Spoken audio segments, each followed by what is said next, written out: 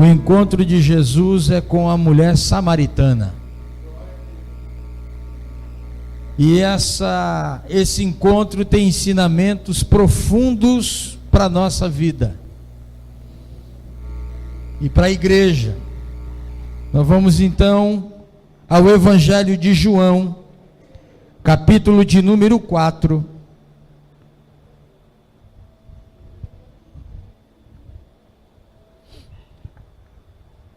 Evangelho de João, capítulo de número 4. Nós vamos ler do versículo 1 até o versículo de número 30. Os fariseus ouviram falar de Jesus, que Jesus estava fazendo e batizando mais discípulos do que João, embora não fosse Jesus quem batizasse, mas os seus discípulos. Quando o Senhor ficou sabendo disso, saiu da Judeia e voltou uma vez mais a Galileia. Era necessário passar por Samaria. Assim chegou a uma cidade de Samaria, chamada Sicar, perto das terras de Jacó, que Jacó dera a seu filho José. Havia ali o poço de Jacó. Jesus, cansado da viagem, sentou-se à beira do poço. Isto se deu por volta do meio-dia. Nisso veio uma mulher samaritana tirar água. Disse-lhe Jesus: dê-me um pouco de água. Os seus discípulos tinham ido à cidade comprar comida. A mulher samaritana lhe perguntou: como o Senhor, sendo judeu, pede a mim, uma samaritana, água para beber? Pois os judeus não se dão bem com os samaritanos. Jesus lhe respondeu: se você conhecesse o dom de Deus, e quem lhe está pedindo água, você lhe teria pedido e ele lhe teria dado água viva.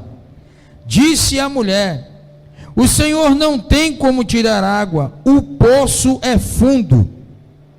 Onde pode conseguir essa água viva? Acaso o Senhor é maior do que o nosso pai Jacó, que nos deu o poço, do qual ele mesmo bebeu, bem como seus filhos e seu gado? Jesus respondeu: quem beber desta água terá sede outra vez, mas quem beber da água que eu lhe der nunca mais terá sede. Ao contrário, a água que eu lhe der se tornará nele uma fonte de água a jorrar para a vida eterna. A mulher lhe disse: Senhor, dê-me dessa água, para que eu não tenha mais sede, nem precise voltar aqui para tirar água. Ele lhe disse: vá, chame o seu marido e volte. Não tenho marido, respondeu ela. Disse-lhe Jesus: você falou corretamente, dizendo que não tem marido. O fato é que você já teve 5, e o homem com quem agora vive não é seu marido. O que você acabou de dizer é verdade. Disse a mulher: Senhor, vejo que é profeta. Nossos antepassados adoraram neste monte, mas vocês, judeus, dizem que Jerusalém é um lugar onde se deve adorar.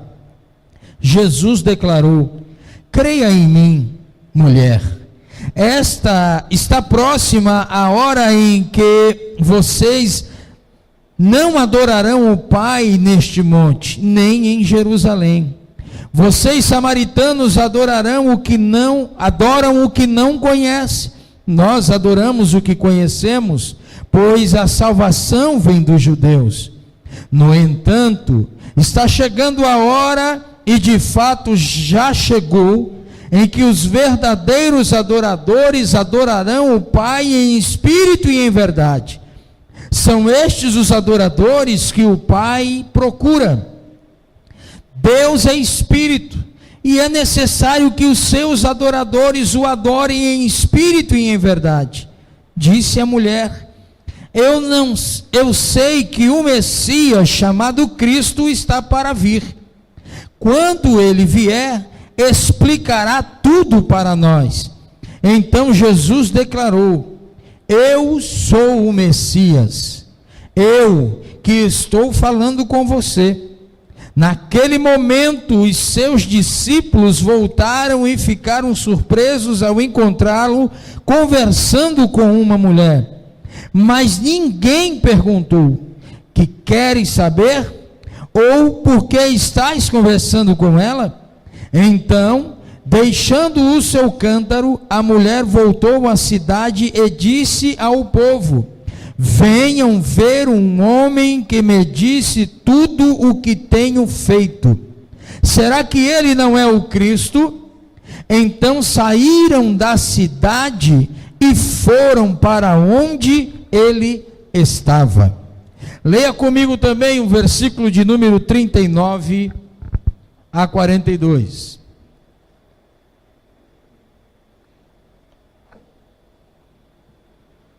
Muitos samaritanos daquela cidade creram nele por causa do seguinte testemunho dado pela mulher: ele me disse tudo o que tenho feito.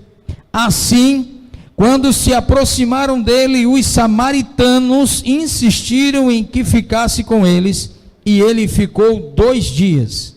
E por causa da sua palavra, muitos outros creram. E disseram à mulher: agora cremos, não somente por causa do que você disse, pois nós mesmos o ouvimos e sabemos que este é realmente o Salvador do mundo. Um dos encontros mais espetaculares com Jesus foi esse encontro com a mulher samaritana. E dentro desse texto aí nós vamos encontrar um poço, uma mulher, um testemunho e a colheita dos samaritanos que creram no testemunho que foi contado. Eu passei o dia debruçado sobre esse texto, maravilhado com esse texto, e nós encontramos aqui Jesus como um grande evangelizador. Jesus como um grande ganhador de almas, e Jesus como um grande estrategista para salvar uma vida. Perceba que o texto que nós lemos, diz o texto nos indica que começa com uma discussão. E a discussão é que os fariseus ouviram falar que Jesus estava fazendo e batizando mais discípulos do que João. E é interessante que no versículo 2 diz que não era Jesus que estava batizando. Quem estava batizando eram os discípulos. Os discípulos de Jesus que batizavam. Jesus discipulava, Jesus pregava, Jesus ensinava, e os discípulos realizavam a ordenança do batismo. Não era a missão de Jesus batizar. Jesus se preocupava em pregar e ensinar, abrir os olhos e instruir, dar direção, falar as verdades do mundo e falar as verdades dos céus. E nós vemos que no versículo 3, quando o Senhor ficou sabendo sobre a discussão, sobre o pensamento dos fariseus, ele então decide sair dali e ir de volta para a Galileia. E existia 3 caminhos para ir para a Galileia. Só que o caminho mais curto era o mais perigoso, que era passar justamente pela cidade de Samaria. atravessar aquele caminho perigoso, porque havia muito homem sanguinário, muito homem ruim, e Jesus tinha pressa de chegar em Galiléia. Então o caminho mais curto foi o caminho que ele pegou, e foi justamente o caminho onde dava ao poço de Jacó. Então o texto diz que Jesus, cansado, ele vai descansar justamente no poço de Jacó, e de repente vem uma mulher buscar água no poço.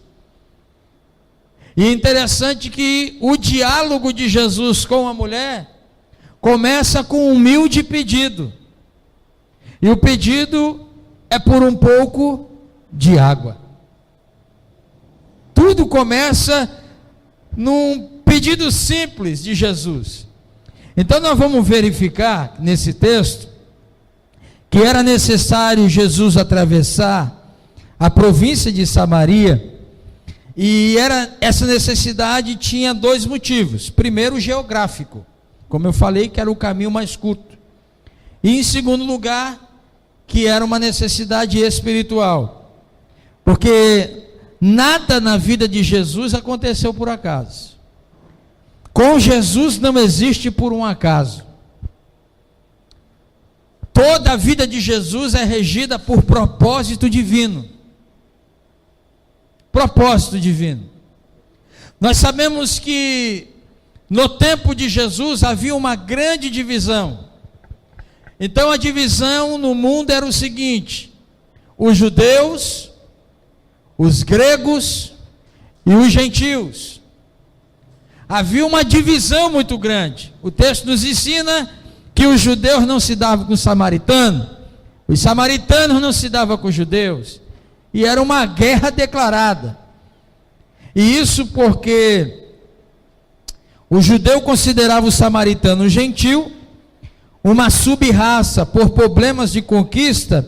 Quando os assírios conquistaram a província de Samaria, no ano de 721 a.C., essa guerra de judeus e samaritanos durou 700 anos. Essa separação, essa briga, esse ódio racial, ele durou 700 anos, e só foi acabar quando Cristo, ele entra no cenário e com o propósito de derrubar essa guerra, de destruir esse muro que separava. E um outro problema que a gente encontra aqui, não era só o ódio racial de samaritanos contra judeus e judeus contra samaritanos. Havia um outro problema. O problema é que o judeu, ele não poderia conversar com uma mulher sozinha. Era uma cultura. E Jesus então, ele além de quebrar o muro que separa, ele quebra também um protocolo cultural dos judeus. Então Jesus aqui vai nos ensinar que ele veio para desfazer o que o homem fez. Jesus veio para destruir os muros de separação e construir pontes de acesso. Aleluia! E Jesus começa aqui no maior desafio. É lindo isso aqui. E a mulher, ela se torna impertinente. Porque quando Jesus pede água para ela, observe bem, o versículo 6 diz o seguinte: havia ali um poço de Jacó. Jesus, cansado da viagem, sentou-se à beira do poço. Isto era por volta de meio-dia. Nisso veio uma mulher samaritana tirar água, e Jesus abre o diálogo dizendo: dê-me um pouco de água. Os discípulos tinham ido à cidade comprar comida. Sabe qual foi a cidade que Jesus mandou eles ir comprar? A cidade de Sicar. Uma cidade de bandidos, de ladrões, de salteadores, de homens perversos. Jesus, ele faz isso porque ele sabia que os discípulos, eles iam murmurar daquela situação. Então, propositalmente, Jesus faz o quê? Pede para que os discípulos vá para a cidade e compre pão, compre alimento. E ele fica onde? Num local estratégico, no poço. E o encontro é só entre ele e a mulher. E observe bem aqui, que coisa linda e maravilhosa. Versículo de número 9. A mulher samaritana lhe perguntou: como o Senhor, sendo judeu, pede para mim, uma samaritana, água para beber? Ela se sentiu indignada. Aí vai respondendo aqui, ó: pois os judeus não se dão bem com os samaritanos. Jesus lhe respondeu: se você conhecesse o dom de Deus e quem lhe está pedindo água, você lhe teria pedido e ele lhe teria dado água viva. Irmão, é espetacular esse encontro de Jesus com essa mulher. Nesse encontro, Jesus ele quebra um problema racial, ele quebra um problema religioso, porque só a religião traz a separação entre os povos da terra. Só a religião. Só os religiosos levantam paredes. Só os religiosos causam divisões. E Jesus ele vem com essa missão de acabar com o ódio racial, o ódio religioso e o ódio moral. Porque essa mulher aqui, para os judeus, ela era uma mulher imunda, impura e indigna. E me parece também que os discípulos começam a endeusar a Cristo, a idolatrar a Cristo, porque quando eles voltam da compra, que vem Jesus conversando, eles indagam dentro deles: será que ele sabe com quem que ele está conversando? Será que ele tem noção de quem é essa mulher? Quando nós éramos religiosos, né, lá atrás, a gente não tinha se aprofundado muito no Evangelho de nosso Senhor Salvador Jesus Cristo, a gente não conhecia o Evangelho de fato, a gente não conhecia Cristo de fato, não entendia nada do amor de Cristo pelo pecador, a gente também fazia as nossas separações. A gente fazia também os nossos questionamentos. A gente colocava os outros também em cima da balança de Deus, mas não queria ficar na mesma balança do que o outro. A gente se achava um pouquinho mais, né? Mais acima. E Jesus ele vem e arrebenta isso daqui. Porque quando ele destrói, quando ele vem destruir esse ódio moral, dessa coisa de o religioso achar que porque ele foi perdoado por Deus, teve os seus pecados perdoados, a graça de Deus o alcançou e foi estabelecida sobre ele, a misericórdia de Deus está sendo renovada na vida dele todos os dias, ele acha que o outro pecador não é digno de passar pelo mesmo processo que ele passou. Então misericórdia para o religioso, fogo eterno para o pecador. Sim ou não?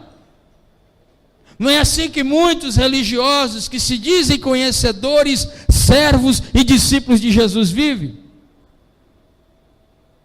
Olhando como o irmão anda, como o irmão veste, onde ele vai, o que ele faz, e a gente tem um costume de medir a espiritualidade das pessoas pela conduta de vida que ela tem. E às vezes a gente acha, não é digno de tocar, não é digno de ter oportunidade na igreja, não é digno. Mas, irmão, dentro da igreja, quem é digno de alguma coisa? Entre nós, quem é digno de alguma coisa? Se nós fôssemos dignos, nós não precisávamos da graça. Se nós fôssemos merecedores de algo, nós não necessitaríamos da graça. Mas por que precisamos da graça? Porque não somos merecedores. Mas Deus decidiu nos amar a si mesmo, dando sobre nós então da sua graça, do seu favor imerecido.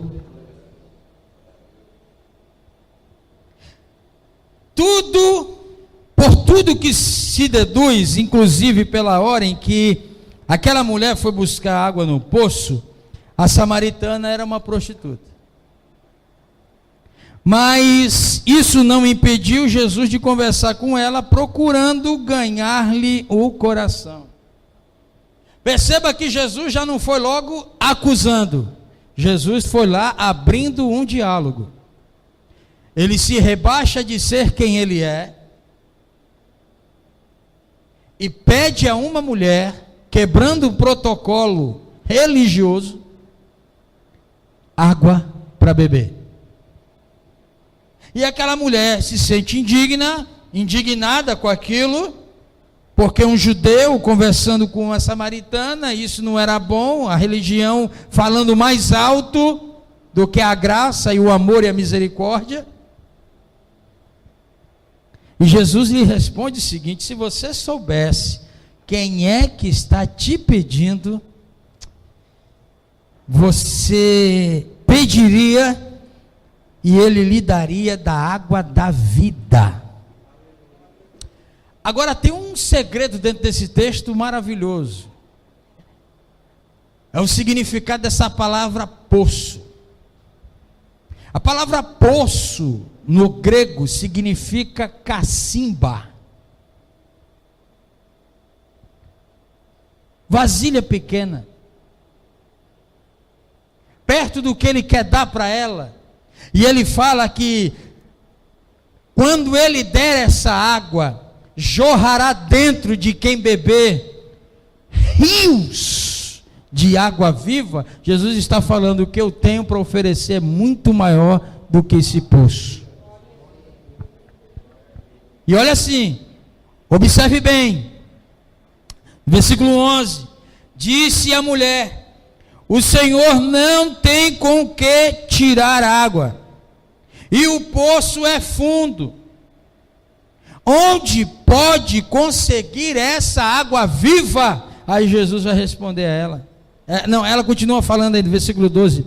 Acaso o Senhor é maior do que o nosso pai Jacó, que nos deu o poço, do qual ele mesmo bebeu, bem como seus filhos e seu gado? Ela achando que o pai de religião dela é maior do que aquele que está conversando com ela. Aí tu não está vendo, irmão, todo ser humano, todo, ele está procurando uma resposta à fé. E eles estão procurando um Deus que se encaixe ao padrão de fé que eles dizem que tem. Aí alguém procura Maomé, alguém vai atrás de Buda, alguém se torna seguidor de Confúcio, alguém se torna seguidor de Denizar Hipólito Leon Rivel, mais conhecido como quem? O codificador do Espiritismo, Allan Kardec. Vão procurar deuses, vão procurar ídolos, porque eles querem encontrar um Deus e que se alinhe com a fé que eles têm e a crença que eles possam seguir. Essa mulher tinha Jacó como pai, como ídolo, e ele está dizendo, e ela disse para Cristo: será que você está pensando que você é maior do que o nosso pai Jacó, que nos deu esse poço, que bebeu da água desse poço, que deu desse poço para os seus gados beber? Ela não leu a história de Gênesis. Ela não leu essa história de Gênesis, porque quem deu força para Jacó abrir o poço foi o Deus de Abraão, de Isaac e de Jacó. Aleluia! Não foi Jacó por si só. Jacó abriu porque Deus o direcionou. Jacó abriu porque Deus lhe deu força. Jacó abriu porque Deus lhe havia prometido. Só que ela achava que a resposta da crença dela não estava em Deus, estava em Jacó. Aleluia. A simplicidade de Jesus é linda nessa evangelização aqui. Versículo 13. Jesus respondeu: quem beber desta água terá sede outra vez. E agora ele está falando, não é da água que ele vai dar, é da água que ele pediu. Mas quem beber da água que eu lhe der, nunca mais terá sede. Ao contrário, a água que eu lhe der se tornará nele uma fonte de água a jorrar para a vida eterna. Agora Jesus vem apresentar salvação para a mulher. Perceba que ele, até agora, ele não toca no pecado dela.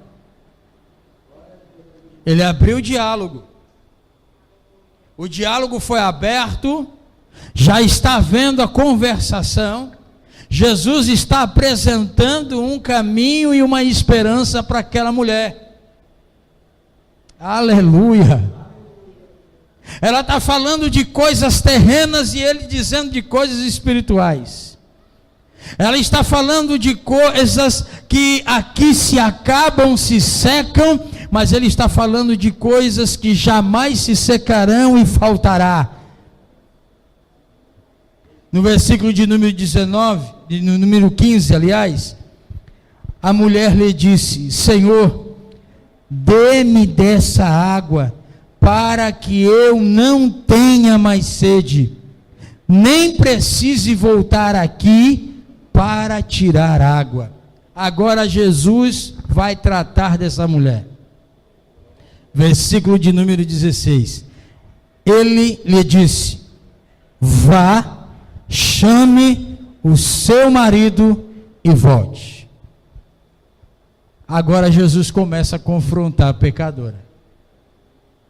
Primeiro ele criou sede. Primeiro ele deu esperança. Primeiro trouxe segurança à mulher.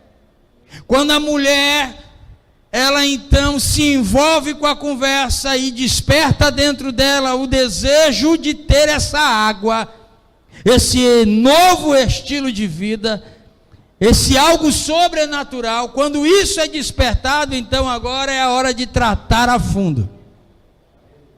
É hora do confronto. É hora de tocar na ferida. É a hora de tratar do pecado, para que essa esperança e promessa se cumpra completamente na vida dessa mulher. Então ele vai tocar aonde? No pecado dela. Vá para sua casa, chame seu marido e volte aqui. Versículo de número 17. Ela diz o seguinte: não tenho marido. Respondeu ela. Disse-lhe Jesus: Você falou corretamente, dizendo que não tem marido. O fato é que você já teve 5, e o homem com quem agora vive não é seu marido. Aí a mulher não teve outro caminho, e no versículo 19 ela disse: Senhor, vejo que é profeta.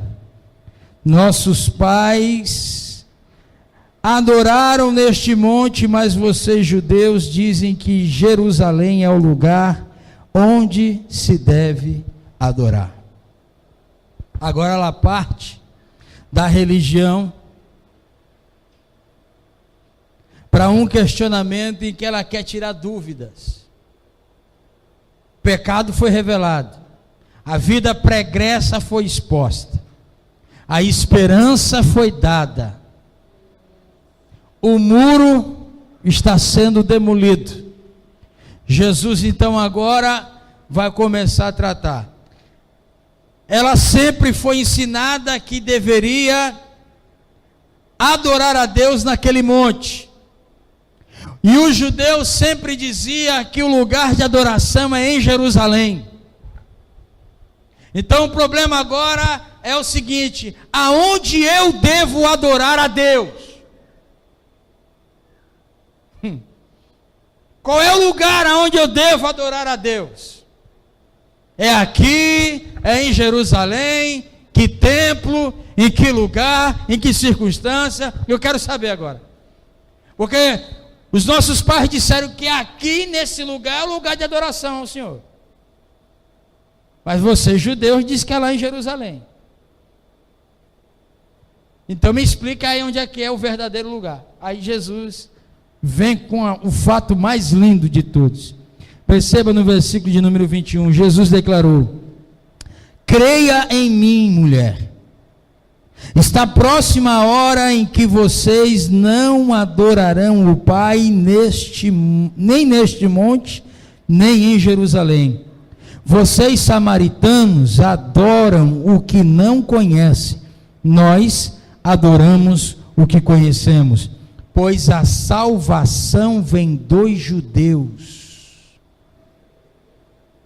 No entanto, está chegando a hora, e de fato já chegou, em que os verdadeiros adoradores adorarão o Pai em espírito e em verdade. Estes são os adoradores que o Pai procura.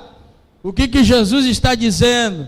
Nem em Jerusalém e nem aqui neste monte, para adorar a Ele, não tem lugar, não tem espaço, não tem localização. Nós precisamos adorá-lo em espírito e em verdade. Adoração não depende de lugar, queridos. Adoração não depende de local. Adorar a Deus não depende de endereço. Adorar a Deus não depende de denominação. Adorar a Deus é um estilo de vida, e esse estilo de vida é em todo lugar que eu estiver. A minha expressão tem que ser de adoração a Deus. Se eu estiver dentro do ônibus, eu preciso adorar a Deus. Se eu estiver no trabalho, eu preciso adorar a Deus. Se eu estiver andando na rua, eu preciso adorar a Deus. E a gente se engana pensando que a adoração vai de música, vai de instrumento, vai de músico. Irmão, adoração é um estilo de vida. Adorar a Deus é reconhecer quem Ele é e quem você é entender aonde Ele está e a sua posição diante dele. É você entender que Deus é um ser que está em todos os lugares, em todos os ambientes, e que precisa ser reconhecido e adorado. Tudo que eu fizer, tenho que fazer para a glória de Deus. Não é eu que tenho que ser reconhecido, é Ele. É Ele. É Ele. Por isso que adoração é um estilo de vida. Por isso que culto é um estilo de vida. Por isso que evangelho é um estilo de vida. Por isso que ser igreja é ser resposta para o mundo com um novo estilo de vida. Louvado seja Deus. A minha vida tem que ser uma expressão de adoração ao Senhor. O meu comportamento, as minhas ações, as minhas atitudes precisam expressar glória para uma única pessoa: Deus. Deus. E é por isso que nós precisamos do Espírito Santo na nossa vida. É por isso que nós precisamos estar em constante oração.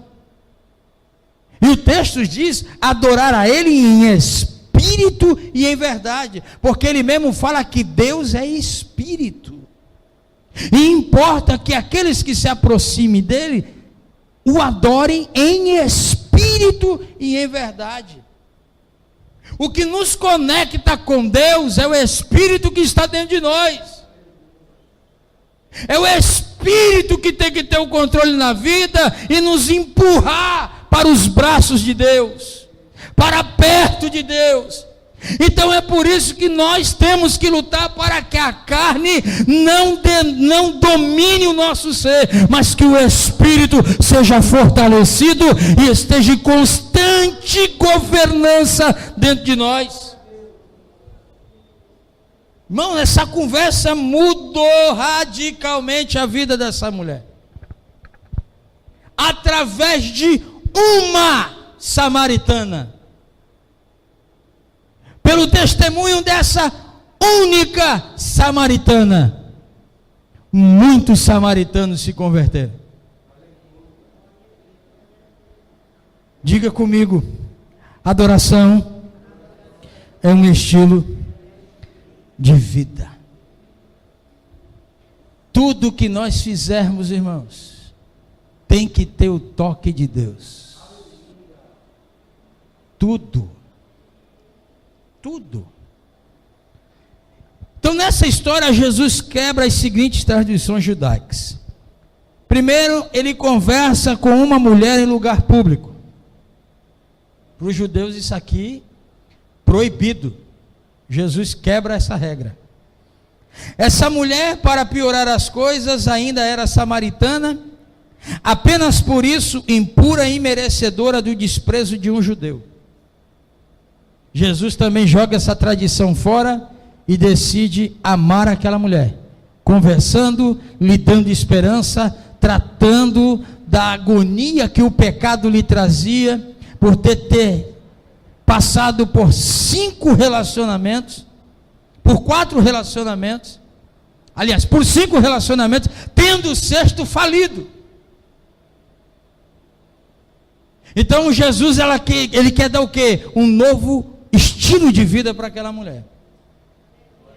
E para isso é necessário quebrar paradigmas, romper com a religiosidade, romper com tradições. Tradição é outro problema que bagunça a igreja sadia. O cara vem de não sei da onde, vem enraizado, carregado de coisa que nada tem a ver com os padrões de Deus para a igreja. Vem cheio de vícios, vem cheio de costumes, vem cheio de cultura. E isso tem que ser destruído. Tem que se passar pelo processo da regeneração. Ser destruído para ser reconstruído de novo. E é um problema isso.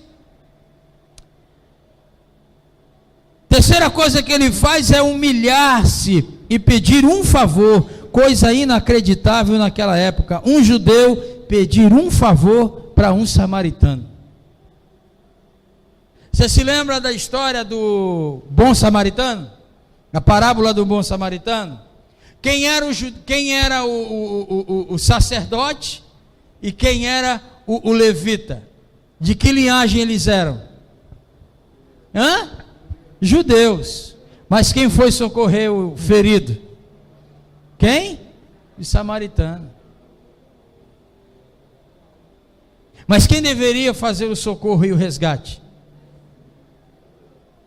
Os que se dizem que conhecem a lei, os que se dizem conhecer a Deus, e principalmente o Deus de Abraão, de Isaac e de Jacó, que eram os sacerdotes e os levitas.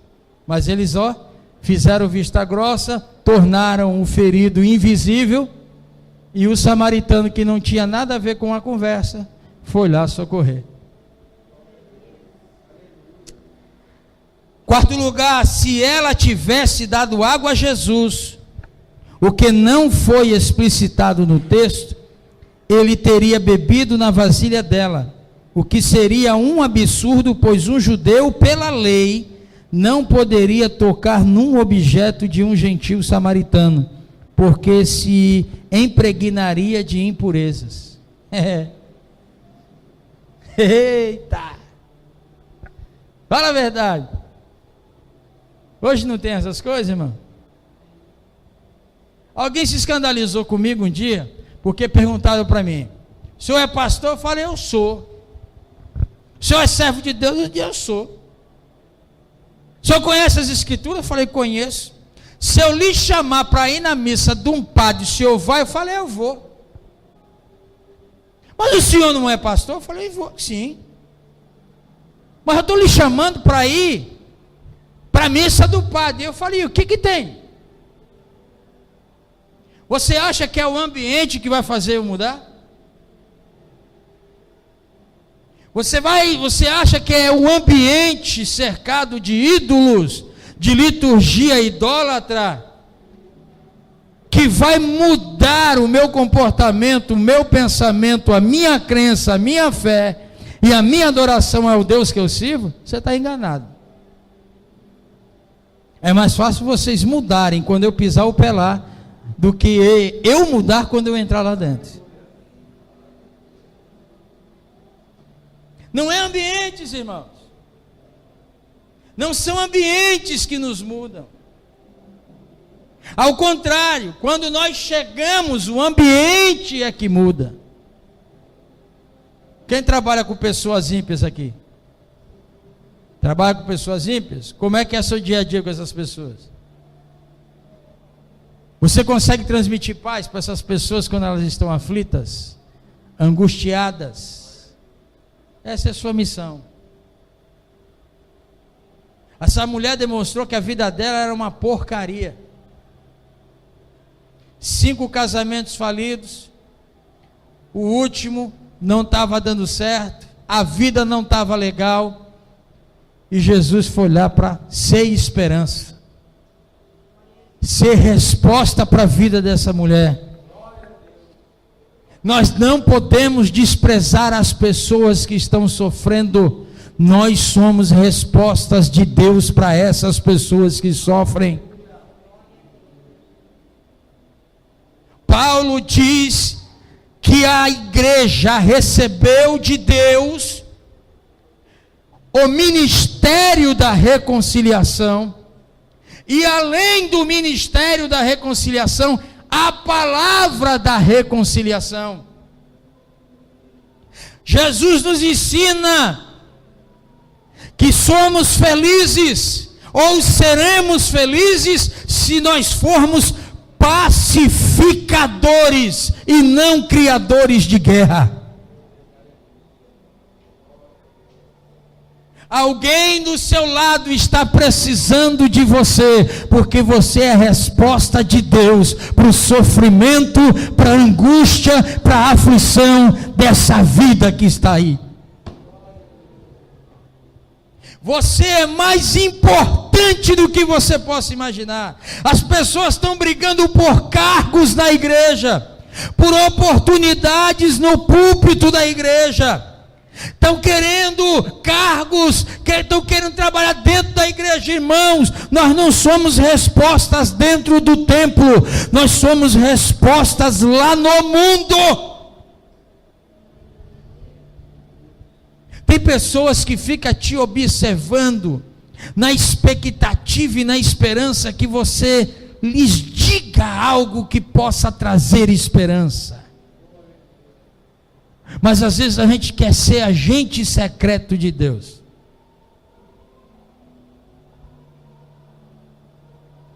A gente está vendo o sofrimento da pessoa. Nós temos o ministério da reconciliação, nós temos a palavra da reconciliação, mas nós não abrimos a nossa boca para ser resposta para essas pessoas.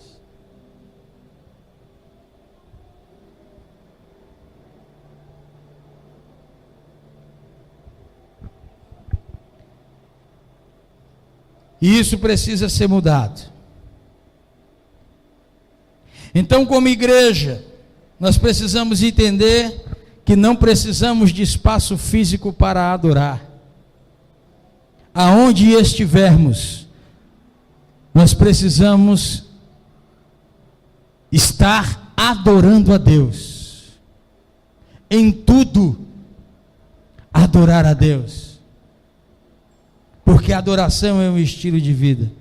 A resposta de Jesus provocou na samaritana interesse profundo. Diante dessa resposta, nota-se a incompreensão dela a respeito da linguagem espiritual usada por Jesus, do mesmo modo como Nicodemos também nada entendeu. Você se lembra que a gente falamos sobre Nicodemos?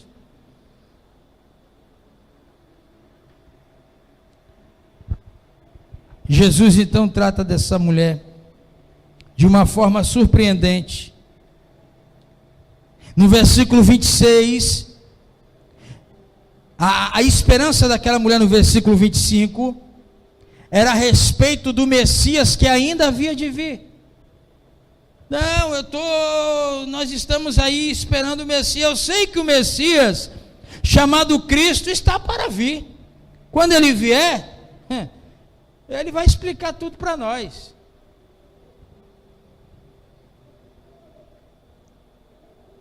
Jesus já veio, não, a turma está dizendo, o melhor de Deus ainda está por vir.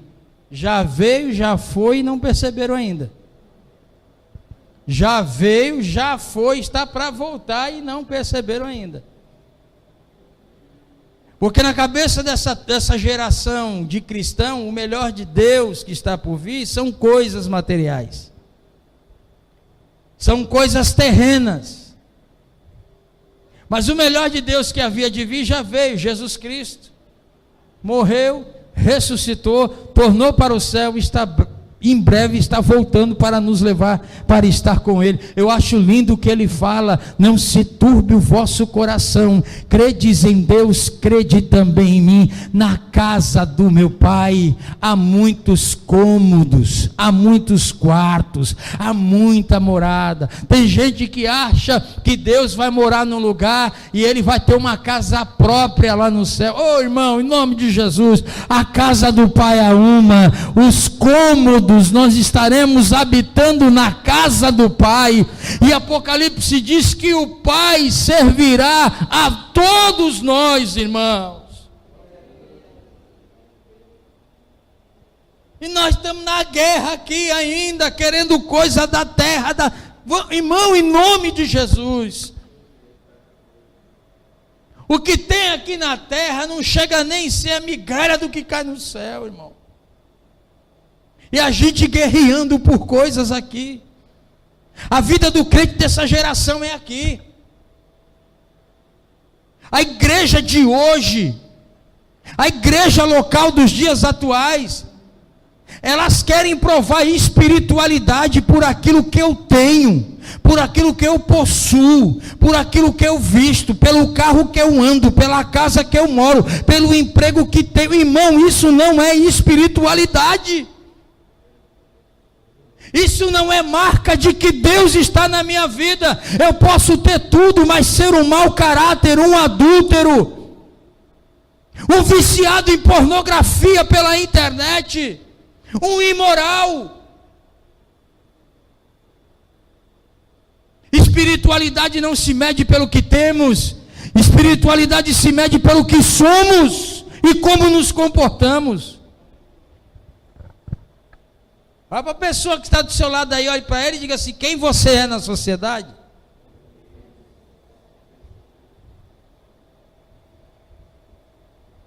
Por fim, Jesus revela à samaritana a sua verdadeira identidade.